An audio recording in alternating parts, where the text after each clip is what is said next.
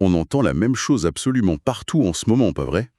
Oh oui, c'est vraiment omniprésent. Que ce soit dès qu'on allume la télé, qu'on lise la presse ou même en scrollant sur les réseaux sociaux, il y a ce discours ambiant qui tourne en boucle. La fameuse idée reçue, ouais. Voilà. L'idée très précise que accueillir des personnes réfugiées, c'est un gouffre financier. C'est ça. On entend que ça coûte une fortune à l'État, que ça pèse sur le système. Bref, une charge pure et simple. D'accord. Alors, décortiquons un peu tout ça aujourd'hui. Parce que si on coupe le son des plateaux télé et qu'on regarde les bilans comptables des entreprises privées qui embauchent, eh bien, les chiffres racontent une histoire totalement opposée. Complètement à l'inverse, oui. Bienvenue dans Empower Migra. C'est notre espace dédié à l'exploration rigoureuse des données scientifiques sur la migration, l'intégration et la discrimination. Et le but aujourd'hui, c'est de regarder la réalité en face. Exactement. On va vérifier si cette fameuse charge est bien réelle ou si, en fait, on regarde dans la mauvaise direction depuis le début. Et c'est vraiment le cœur du problème. C'est un sujet qui polarise à la seconde où on l'aborde. C'est clair? Mais notre rôle ici, c'est de s'extraire de cette émotion. Le narratif dominant, l'équation que tout le monde a en tête, c'est simple, c'est réfugié égale fardeau économique. Ouais, l'image d'un système passif. Voilà, où la société dépenserait à perte juste par devoir moral en quelque sorte. Et ce discours-là, il efface totalement la notion de compétence, de retour sur investissement ou de potentiel. Et pour tester cette théorie de la charge perpétuelle, on s'appuie sur une étude qui a pris une direction hyper intéressante. Très pragmatique, oui. Parce que les chercheurs n'ont pas fait un énième sondage d'opinion sur le ressenti des gens dans la rue, non, ils sont allés interroger l'acteur économique le plus froid et le plus exigeant qui soit, l'entreprise privée. Celles qui en bougent pour de vrai, pas pour faire joli. Exactement. Pas celles qui font de la charité. Alors, sur quoi on se base concrètement pour cette analyse? Alors, on décortique un rapport de l'Institut allemand pour la recherche économique, le fameux DIW Berlin. Ok, C'est une étude menée par Alexander Kritikos et son équipe, et ils ont fait une enquête hyper ciblée sur 100 moyennes et grandes entreprises en Allemagne. sans entreprise, d'accord. Mais n'importe lesquelles? Ah non, la condition d'entrée était super stricte. Il ne s'agissait pas de déclaration d'intention genre oui, on aimerait bien embaucher un jour. Donc on ne parle pas de la boîte qui a pris un stagiaire une semaine pour sa communication, quoi. Pas du tout. Pour les moyennes entreprises, donc entre 50 et 249 employés, il fallait avoir embauché au moins 5 personnes réfugiées dans les 5 dernières années. Ah oui, c'est du concret. Et pour les grandes, celles de plus de 250 employés, le seuil c'était 10 embauches minimum. Donc ils ont parlé à des gens du terrain. Exactement, des directeurs des ressources humaines, des chefs d'entreprise, des gens qui ont géré de vrais contrats, qui ont affronté la barrière de la langue au quotidien. Et c'est là que les résultats de cette enquête, ils viennent complètement pulvériser l'idée du fardeau économique. Ah, les chiffres sont assez dingues, ouais. Parce que, au lieu de voir une charge insoutenable, ces employeurs, ils rapportent des bénéfices majeurs. Attends, je reprends les chiffres. Vas-y. 57% des entreprises signalent une productivité accrue globale, Ouais. 61% notent une hausse de la créativité dans leurs équipes, et un truc énorme pour le recrutement, aujourd'hui, 80% affirment que ça a renforcé leur attractivité en tant qu'employeur. C'est ce point-là qui est fascinant, en fait. Essayer de comprendre la mécanique derrière ces pourcentages. Parce que ça paraît contre-intuitif pour beaucoup de gens. Totalement. Comment l'embauche de personnes qui fuient un pays en crise peut concrètement booster la créativité d'une boîte allemande bien rodée? Tu sais, c'est un peu comme, imaginons un vieux moteur de voiture. Ok, j'imagine. Il tourne toujours avec les mêmes réglages depuis des années. Si d'un coup on décide d'y intégrer une pièce totalement nouvelle, inattendue, au début on se dit forcément que ça va créer des frottements. Que ça va ralentir la machine, ouais. C'est la réaction humaine de base. Voilà. Mais une fois que la pièce trouve sa place, on se rend compte qu'elle change toute la dynamique. Elle force le moteur à trouver de nouvelles harmonies et au final, il tourne beaucoup mieux. C'est une super métaphore. En économie ou en RH, on appelle ça la diversité cognitive. La diversité cognitive, d'accord? Ouais. Prends une équipe très homogène. Des gens qui ont fait les mêmes études, qui ont la même culture, qui bossent de la même façon depuis 15 ans. Ils se comprennent vite, mais ils tournent un peu en rond. C'est ça. La pensée de groupe s'installe. Ils optimisent ce qui existe déjà, mais ils n'inventent plus rien de nouveau. Ils ont des œillères, en fait. Et du coup, le fait d'amener quelqu'un de l'extérieur, En introduisant des profils qui viennent d'horizons complètement différents, qui ont souvent dû faire preuve d'une résilience folle pour s'en sortir, tu crées une friction. mais une friction positive, tu vois. Parce qu'ils ne sont pas formatés par l'entreprise. Exactement. Ils vont poser des questions que plus personne n'osait poser, remettre en cause un processus qui semblait gravé dans le marbre. Du genre, mais pourquoi vous faites ça comme ça depuis 10 ans alors qu'on pourrait faire autrement? C'est tout à fait ça. Ils trouvent des détours ingénieux. Et le truc génial, c'est que la greffe prend super bien sur le plan humain. Ah oui, les chiffres disent quoi là-dessus? 83% des entreprises notent un impact positif sur la cohésion d'équipe et l'acceptation mutuelle. 83%? Ah ouais? Donc l'impact, il n'est pas juste neutre, il est ultra positif. C'est un vrai moteur de performance. Et là, on se retrouve face à un gouffre, un décalage absolu entre les discours politiques et la réalité des tableurs Excel des entreprises. Oh oui, le décalage est violent. Parce qu'il y a une donnée dans cette étude, pour moi, qui détruit toute la rhétorique actuelle. Laquelle? Celle sur l'avenir. Si ces personnes ne génèrent que des coûts, comment on explique que 88% des entreprises interrogées prévoient de continuer à embaucher des personnes réfugiées? Eh oui, 88%. Quasiment 9 sur 10. C'est fou. L'intégration, ça demande un effort au départ, ça prend du temps. Pourquoi une boîte dont le but est de faire du profit s'infligerait ça si c'était pas rentable? C'est pas de la charité, on est d'accord? Ah mais pas du tout, on est dans le pragmatisme le plus total.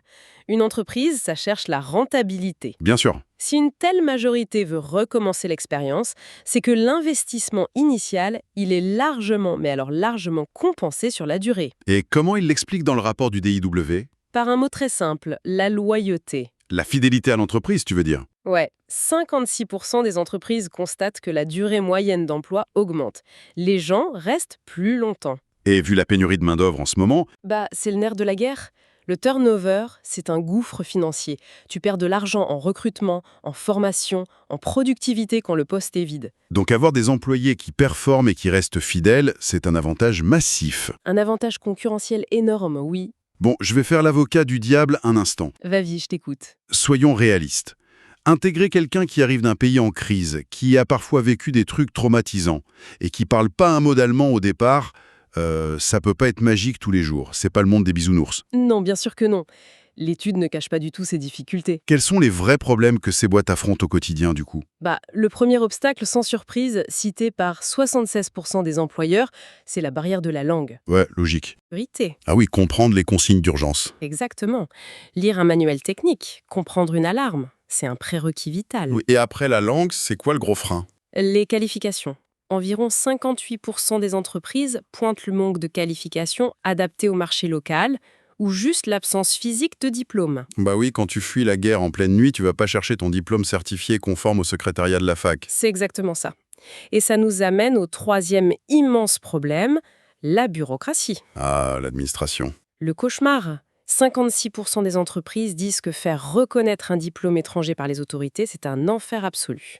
C'est lent, c'est tatillon. Et on m'a parlé aussi de problèmes purement logistiques, non? Oui, un tiers des entreprises citent la géographie. Les transports en commun, en fait. Comment ça? Imagine une usine avec des horaires en 3-8. Si l'employé habite dans un centre d'hébergement loin de la zone industrielle et qu'il commence à 4 heures du matin, Il n'y a pas de bus? voilà, il n'y a pas de bus. C'est un frein pratique énorme. Alors, attends, je t'arrête là, Mhm. parce qu'il y a un truc qui me saute aux yeux quand on liste tout ça. Dis-moi. La langue, l'administration qui traîne pour les diplômes, les horaires de bus qui collent pas à aucun moment, nulle part dans cette étude, on ne parle de paresse. Ah, très juste. Nulle part on ne lit que les réfugiés manquent de motivation ou qu'ils veulent juste profiter des aides sociales. Pas une seule fois, non. C'est quand même fondamental. Des problèmes que rencontrent ceux qui payent les salaires, ce sont des barrières purement structurelles et administratives. Ouais, des murs bureaucratiques. C'est pas des défauts des individus, c'est le système qui bloque. Et c'est pour ça que les débats politiques sont souvent hors sol. Le souci, c'est la rigidité de nos institutions face à des profils atypiques. Mais du coup, les entreprises, elles font comment? Elles peuvent pas juste attendre que la loi change? Elles bidouillent, elles déploient des trésors d'ingéniosité, elles contournent les failles, par pur pragmatisme. Genre comment? Si la loi exige un bout de papier pour utiliser une machine et que le gars l'a pas, Eh ben 80% de ces entreprises utilisent un truc qui s'appelle l'analyse de qualification. c'est quoi ça, des tests pratiques? Exactement. Au lieu d'attendre un tampon de l'État pendant 18 mois, le chef d'atelier dit « Ok, t'as pas le papier traduit, tiens le poste de soudure, on va voir ce que tu sais faire. » On juge sur pièce, quoi. C'est ça. On évalue la compétence brute. Et pour la langue, 74% des boîtes n'attendent plus après l'État. Elles payent des cours de langue en interne sur le lieu de travail. Et axé sur leur vocabulaire professionnel, j'imagine. Tout à fait. Et pour le bus de 4 heures du matin, bah, elles s'organisent pour faire du covoiturage entre collègues. Elles créent leur propre système D, en fait. Voilà. Même si, attention, l'État a de bons outils quand même. 90% des boîtes connaissent le service public d'aide aux employeurs et elles l'utilisent à fond pour obtenir des aides. Donc l'entreprise sert vraiment de bouclier contre la lourdeur du système. C'est exactement ça, un pont pragmatique. Et c'est là qu'on arrive à un vrai point de rupture. Si on met ces données face au discours super polarisé qu'on entend tous les jours, Ça pique, ouais. ça oblige à poser une question qui dérange. Quand l'intégration économique d'une personne réfugiée échoue, est-ce que c'est vraiment de sa faute ou est-ce que c'est notre système qui rend le simple fait de travailler tellement complexe et humiliant que ça finit par décourager les gens? C'est la vraie question. Et pour illustrer ce gâchis, l'étude du DIW donne une stat qui, franchement, est une tragédie économique. Ah, je t'écoute. C'est sur la question de l'entrepreneuriat, le fait de créer sa propre boîte. D'accord, donc sortir du salariat. Voilà. L'étude montre qu'avant de fuir leur pays, 27% de ces personnes étaient des entrepreneurs ou des indépendants. 27%? Mais c'est énorme, plus d'un quart. Plus d'un quart, ouais. Des gens qui géraient des commerces, des ateliers, qui prenaient des risques financiers, qui embauchaient. Ils ont ça dans le sang, l'esprit d'entreprise. Absolument. Mais devine quel est le taux d'entrepreneuriat de ces mêmes personnes une fois en Allemagne. Je sais pas, ça doit baisser avec la langue, mais peut-être 10%?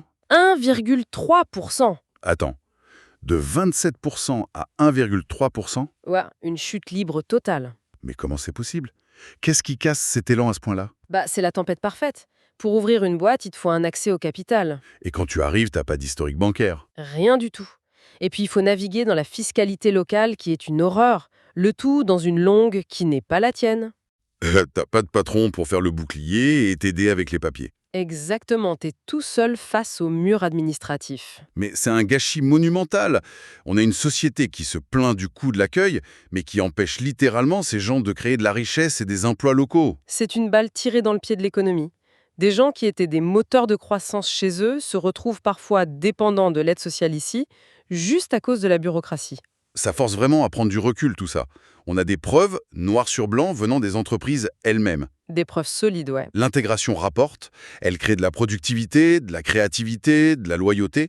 Alors pourquoi cette image du réfugié fardeau, elle persiste autant dans la tête des gens? Parce que les débats politiques jouent sur un autre registre, en fait. L'émotionnel. Voilà, on joue sur les peurs identitaires ou sécuritaires et on déconnecte totalement le discours de la réalité économique du terrain. Mais le coût de cette ignorance, à long terme, il est dingue. Surtout quand on connaît nos problèmes de démographie vieillissante et le manque de bras, ignorer ce potentiel, c'est du dogmatisme pur. Alors, si on devait résumer toute cette analyse, pour ceux qui nous écoutent, quel est le changement de perspective qu'il faut opérer? Je dirais qu'il faut arrêter de se poser la mauvaise question. C'est-à-dire? La question n'est plus de savoir si les personnes réfugiées sont un fardeau. Les entreprises ont déjà répondu non, avec des chiffres à l'appui. C'est clair. La vraie question, c'est pourquoi on maintient des lois et des discours qui les traitent comme des fardeaux alors que l'économie prouve le contraire tous les jours. C'est une dissonance cognitive à l'échelle d'un pays, en fait. Complètement. C'est ça qu'il faut résoudre. C'est une super synthèse. Et pour finir, on peut garder une dernière idée en tête. Vas-y. On a vu que juste embaucher une personne avec un parcours de vie atypique, ça fait grimper la créativité d'une entreprise de 61%. Ce qui est énorme. Alors imaginons juste une seconde. L'innovation brute, la richesse, le dynamisme qui sont étouffés tous les jours en silence par des tas de formulaires administratifs mal traduits. Tout ce qui ne verra jamais le jour. Voilà. Le manque à gagner pour l'économie de demain, parce qu'on empêche ces anciens entrepreneurs de relancer la machine, il est juste incalculable. Ça laisse songeur, oui. C'était une analyse approfondie signée Empower Migra. Empower Migra, comprendre commence par écouter.